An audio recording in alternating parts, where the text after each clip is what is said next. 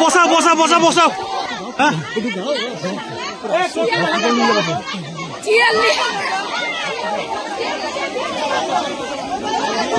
উঠে যাও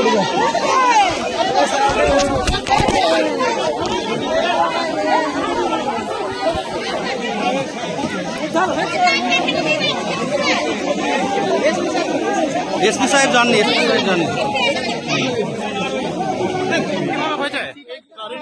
পড়ে গিয়েছিল, তারপর একদম ভিটকা দিয়েছে, আমরা সবাই পাল্টি মেরে গেলাম। এবার জলে পড়ার পরে আমি তো সাঁতার জানি, কিন্তু জলে পড়ার পরে এত কারেন্টে পড়েছি, তলিয়ে যাচ্ছি একদম, মানে মৃত্যুর শিওর হয়ে গেছে আর কি। তখন তার অন্য কিছু করার নাই, তলিয়ে যাচ্ছে, নিয়ে এপাশ ওপাশ করতে করতে একটা ডাল পেয়ে গেলাম। ওই ডালটা পাওয়ার পরিপ্রেক্ষিতে তখন আমি আস্তে আস্তে একটু দেখে উঠতে পারলাম আর কি। তারপর ডালটা পেয়েছিলাম বলে নাহলে কি করে দুর্ঘটনাটা ঘটলো? আসছিলাম আস্তে আস্তে আস্তে আস্তে কারেন্টের কাছাকাছি চলে এসেছিল, নিয়ে ওই টানতে গিয়ে আরাম করে কারেন্টের ওখানে পড়াতে সব উল্টে যাওয়ার পরিপ্রেক্ষিতে সব পড়ে গেল, আমরাও পড়ে গেলাম। কিন্তু পড়ে যাওয়ার পর তো আমরা সাঁতার জানি, কিন্তু এটা কোনো কাজে লাগেনি। এই কারণে এবার কারেন্টের মধ্যে দিয়ে আমি নিচে তলিয়ে যাচ্ছি। তাহলে আমি বাঁচবো? কে কে ছিলেন? আমি ছিলাম, আর আমাদের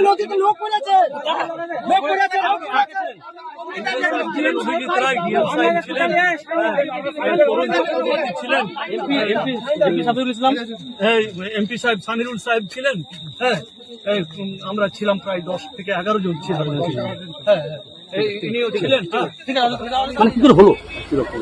ওখানে আমরা গাছের জন্য ফেসে গেছিলাম, সবাই তলিয়ে গেছিলাম, গ্রামের লোক ছুটে এলো এবং যে দু-একজন ছিল, একটা গাছ চলে এলো, সবাই গাছটাকে ধরে যতজন ছিলাম আমরা 12 জন। এখানকার এমপি ছিলেন, রানাদা ছিলেন, আমি ছিলাম, আরো পদ্ধতি ছিলেন, সবাই মোটামুটি প্রাণে বাঁচলেন এরকম ব্যাপার বলতে পারি। ঠিক আছে, আমরা যে স্পিড বোট করে গেছিলাম, হঠাৎ করে সেই স্পিড বোটের যে প্রপেলারটা, সেইটা জলের তলায় কোনো গাছ আছে, সেই গাছে আটকে গেল, যে স্পিড বোটটা বন্ধ হয়ে যাওয়া তো ঘূর্ণি ছিল। আমরা যে নদীর উপরে যে ঘূর্ণি বলি, সেই ঘূর্ণি ছিল, সেই ঘূর্ণিতে স্পিড বোটটা পরে ঘুরতে লাগলো, ঘুরতে উঠে। আচ্ছা, তারপর আমরা কোনো রকম একটা গাছের ডাল ধরলাম, ধরার পরে অনেকটা করে নদীর জল খেয়ে ফেলেছি, এবং তারপরে আস্তে আস্তে সবাইকে সামনে হাতে জল ফেললাম, এবং তারপরে গ্রামের লোকরা ছুটে গেল, তারা তাড়াতাড়ি জলে নামলো এবং দড়ি দিল, আমাদের দড়ি ধরে লাইভ জায়গা ছিল। কিন্তু অ্যাকচুয়ালি যখন হয়ে গেল, মানে যখন ঘূর্ণিতে পড়ে গেল বোটটা, বোটটা বন্ধ হয়ে গেল, যেহেতু ওই গাছের তলাতে ওই মাটি, মানে জলের তলাতে একটা গাছ ছিল, গাছের জন্য বোটটা চললো। এই মুহূর্তে কেমন আছে? সামিনুল দা, আপনি কি অভিজ্ঞতা, মানে কি করে হলো? ওখানে আমরা গাছের জন্য ফেসে গেছিলাম। বন্যা পরিদর্শনে গিয়ে নিজেরাই কার্যত ডুবে যাচ্ছিলেন। দর্শক দেখুন, তৃণমূল কংগ্রেসের এমএলএ এমপি সব আজকে ডুবে যাচ্ছিলেন।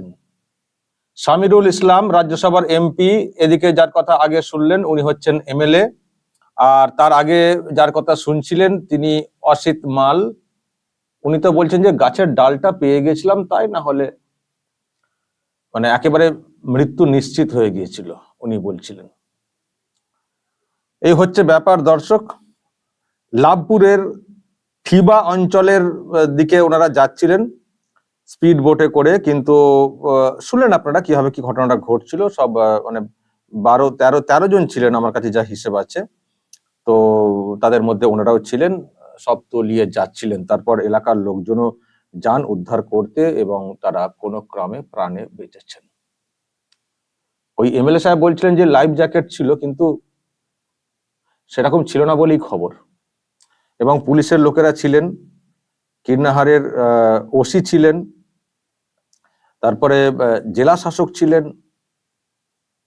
সব ছিলেন মানে প্রশাসনিক লোকজন। কিন্তু স্পিড বোটে তারা যাচ্ছেন, লাইফ জ্যাকেট যেভাবে থাকতে হয় সেসব নাকি সে অর্থে ছিল না। থাকলে কেন ডুবে যাবেন? কেন থাকলে ডুবে যাবেন কেন? কেন বলছেন গাছের ডাল ধরে বেঁচেছি? তো এমএলএ সাহেব বললেও তাদের কাছে সত্যি এই লাইফ জ্যাকেট ছিল কিনা সেটা নিয়ে প্রশ্ন রয়েছে। মানে মরণের হাত থেকে একেবারে তারা বেঁচেছেন, এই হচ্ছে ব্যাপার। কিন্তু আমি দেখছি আবার অনেকে আমাকে এই মানে যারা এই খবর করেছেন সেই লিঙ্কটা পাঠাচ্ছেন, পাঠিয়ে বলছেন যে ওহ হলো না, দুজন এমপি কমে যেত, তৃণমূল কংগ্রেসের একজন এমএলএ কমে যেত, ওনারা বেঁচে ফিরলেন, চলে গেলে ভালো। আমি দেখছি ওনাকে লিখছেন, আমি এটা কেন? মানুষের মৃত্যু নিয়ে কি এরকম কথা বলা ঠিক? মানুষের মৃত্যু নিয়ে কি এরকম কথা বলা ঠিক?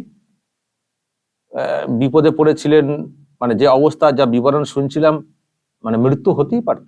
অসিত মাল যেভাবে বলছিলেন মৃত্যু হতেই পারত, কোন ক্রমে ভাগ্যক্রমে বেঁচে গেছেন। এমএলএ এমপি প্রশাসনিক লোকজনেরা ছিলেন, যা শুনছি ঘটনা, মানে মৃত্যু হতেই পারত, সত্যি খুব জোর বেঁচে গেছেন। কিন্তু আমি দেখছি অনেকে বলছেন বেশ হয়েছে। মানে কেউ, মানে অন্যরা বাঁচলে বাঁচুন, কিন্তু তৃণমূল কংগ্রেসের এমএলএ এমপিরা কেন বাঁচলেন, ওরা চলে গেলে ভালো হতো। এইরকম কেন কথা হচ্ছে? মানুষের মৃত্যু নিয়ে এরকম কথা বলা ঠিক? কিন্তু এটাও আবার ভাবছি যে মানুষের রাগটা তার মানে কোন জায়গাতে, মানুষের রাগটা মানে তৃণমূল কংগ্রেসের ওপরে কোন জায়গাতে পৌঁছে গেছে যে এইরকম একটা বিপদ তাতেও বলছেন ঠিক হয়েছে, বেশ হয়েছে, চলে গেলেই ভালো হতো। মানে শাসকের প্রতি মানুষের রাগটা কোন পর্যায়ে? কারণ কোনো বিপদ আপদ কিছু এলে, মানে যতই শত্রু কেউ হন না কেন, সবসময় পাশে থাকার চেষ্টা করেন এবং তাকে বিপদ থেকে, মানে এই ধরনের বিপদ থেকে মুক্তি ঘটানোর চেষ্টা করেন, হাত লাগান যদি কোনো সুযোগ থাকে। সেখানে মানুষজন বলছেন, মানুষ মানে অনেকে বলছেন ঠিক হয়েছে, চলে গেলে ভালো হতো। তো এটাও ভাবছি এক দর্শক, যে যেমন মৃত্যু কামনা এগুলো এরকম করা ঠিক না, এইভাবে বলা ঠিক না, কিন্তু ওটাও ভাবতে হচ্ছে যে কি পরিমাণ রাগটা হয়েছে শাসকের প্রতি, যে এইরকম একটা ঘোর বিপদ, সেখান থেকে মানুষজন ফিরে এসছেন, অথচ বলছেন যে চলে গেলে ভালো। যাই হোক, ওনারা ফিরে এসছেন, সব ঠিক আছেন, এমনটাই খবর দর্শক। কিন্তু ওনাদেরকে তো সাবধান হয়ে তো চলতে হবে। মানুষকে বাঁচানোর জন্য যাচ্ছি, নিজেরাই ডুবে যাচ্ছি। বন্যা পরিদর্শনে যাচ্ছি, নিজেরাই ডুবে যাচ্ছি, এ আবার কি? এবং চোখ মুখ দেখলে তো পরিষ্কার ওনারা সত্যি মানে কতটা আতঙ্কে পড়ে গিয়েছিলেন।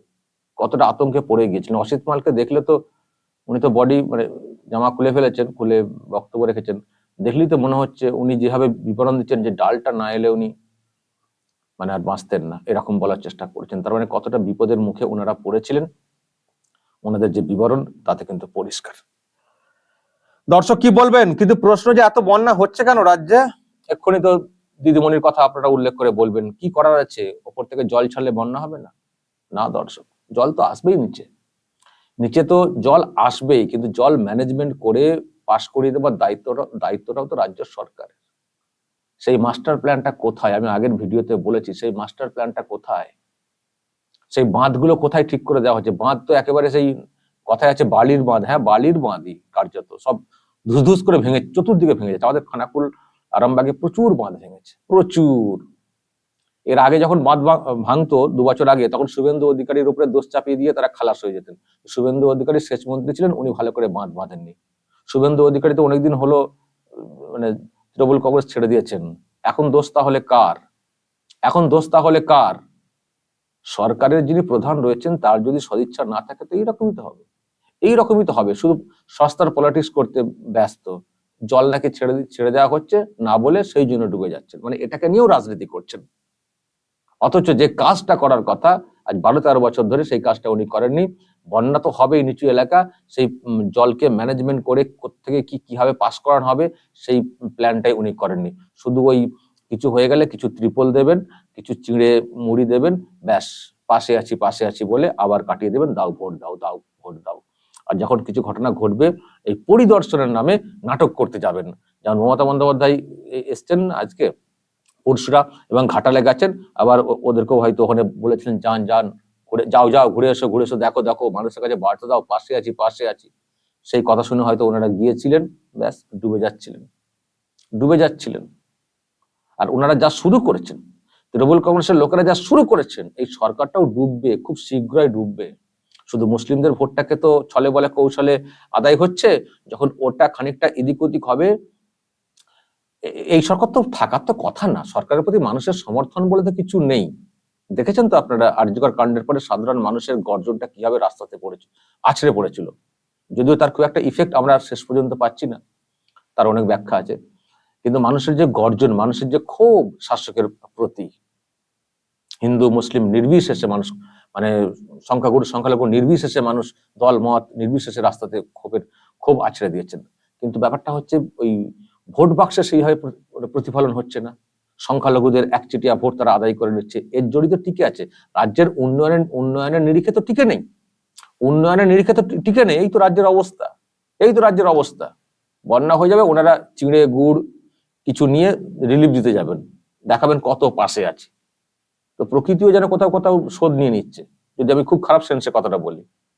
তবু আমি বলতে চাই না কারো মৃত্যু আমি কামনা করি না কখনো, কিন্তু অনেকে দেখছি বলছেন ঠিক হয়েছে হলে ভালো হতো, তাদের পারসেপশন। দর্শক কি বলবেন, রাজ্যের যা হাল, যা পরিস্থিতি এবং যে ঘটনা ঘটেছে, যদি এই নিয়ে আপনাদের কিছু বলার থাকে অবশ্যই বলবেন কমেন্ট বক্সে। নজর রাখবেন আরামবাগ টিভিতে।